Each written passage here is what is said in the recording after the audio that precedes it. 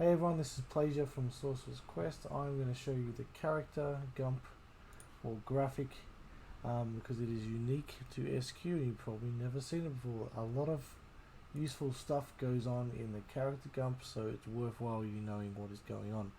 Now I've blown up the screen or zoomed in a bit using OBS.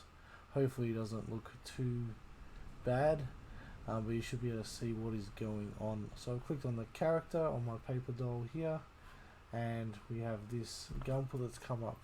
So we have effective stats for our strength, dexterity, intelligence, which would include any buffs like strength and cunning and all those sorts of things. We have the weight. Super secret about this game is that you can have tons of stuff in your backpack and it doesn't really matter that much as long as you have good food. We have hunger and thirst. Now if you don't pay attention to your eating and drinking in this game, bad things are going to happen. Just trust me, you don't want it to happen. So we've got 19 hunger and 1 thirst. So if I close this, have a drink, and then eat some bread, you'll see that my hunger has gone down by 8 and my thirst is now back down to 0. So you want it to be at 0. Basically 0 is full, if that makes sense. Right, next up we got level.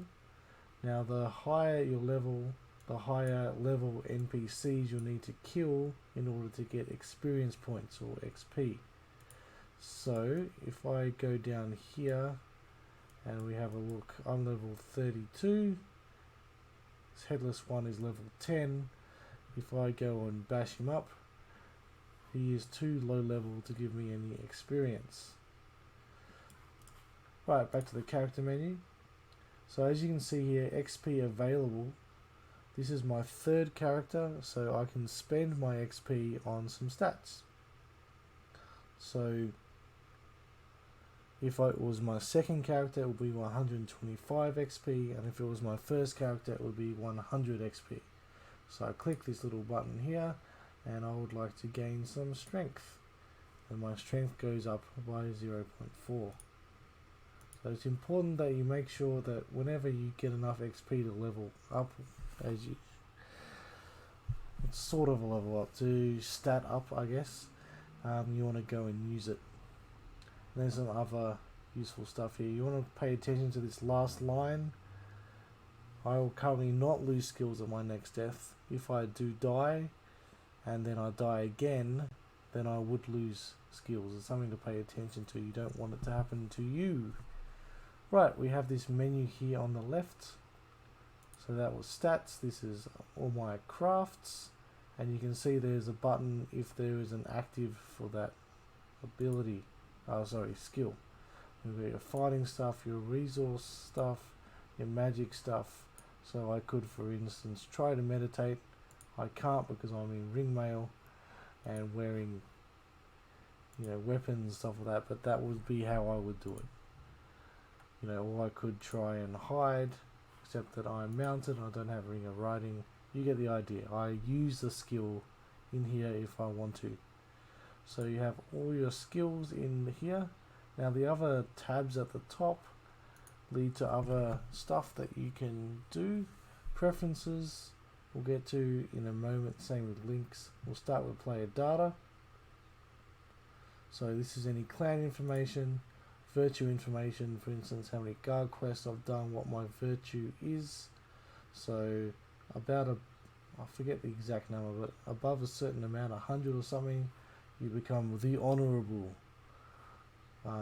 whatever your name is, and then your titles keep getting more grandiose as you get more and more virtue. If you want to see where your guard quest was and you forgot, this is the place to do it.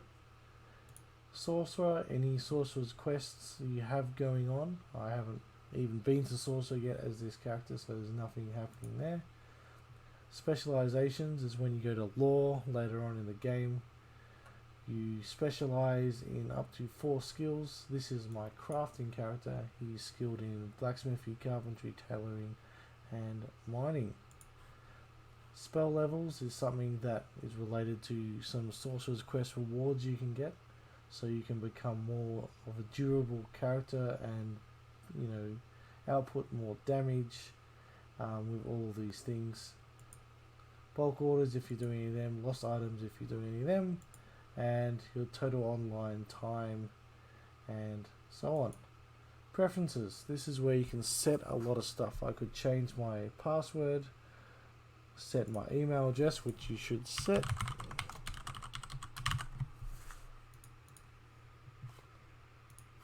Now that is set, as you can see.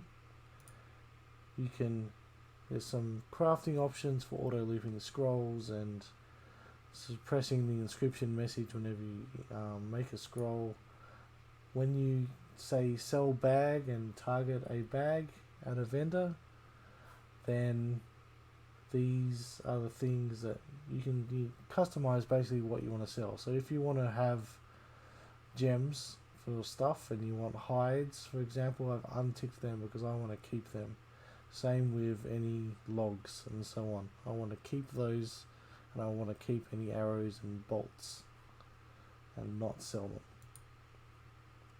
them. This game, SQ, has an auto heal system. You can, if you don't want it, you can just press don't on them all. I like to have bandage on whenever damaged. Drink a greater heal potion at 50% and cast your greater heal spell at 25. This is stuff that will happen automatically. Basically, if you're getting down to 25 health, you're in a bit of trouble and you should be running away. Same thing with your cure options. Now, set bags, there's a whole lot of bags you can set. So for example, I can set my grab bag to be this one over here, which has got this in the moment, and if I go down to that thing that I just killed before and type in .grab, which you could of course make into a macro, then I've now looted into that bag. Let's try to get some more loot to give you an example. This skeleton's being nice, not attacking me. So once I kill him and .grab, then all my stuff, so your bones and bony stuff just appeared in there. Alright, let's get back up here. So, where were we? Setbacks. So you can set your magic gems to appear in a certain bag. You can set when you do use .disarm to disarm into a certain bag. Heads and crafting and so on can all go into certain bags, so you can organize yourself. If you want to leave a clone, this is where you do it, and you can get them to say things like maybe your catchphrases or whatever you want. Title is where you select your NPC guild to use in your title, and any other options you can turn them all on or off. This one is a single one, these ones can be whatever order you want. So I'm identifying as a blacksmith mostly, so that's where I'm going to have my title.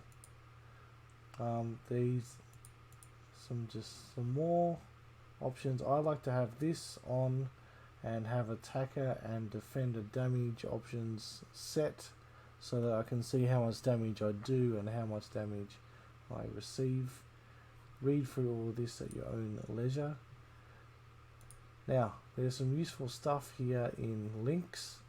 For example, you can see a list of player merchants, houses that are for sale, and the it'll give you all of the coordinates. Of course, it's got to grab all this information from the game, so it's going to take a tiny bit of time, but up it comes. So you've got all the house values there, how much it costs, where to find it, etc. The most useful thing I do all the time in here is go to selling, and maybe I'm looking for a prime gem of some sort. I would do that. It's a great time for the game to save during my tutorial. There we go. And It'll come up with in a second because it's doing a search of all the player merchants. Here are a bunch of the prime gems that are for sale. Okay, I hope you found that helpful. See you for the next one.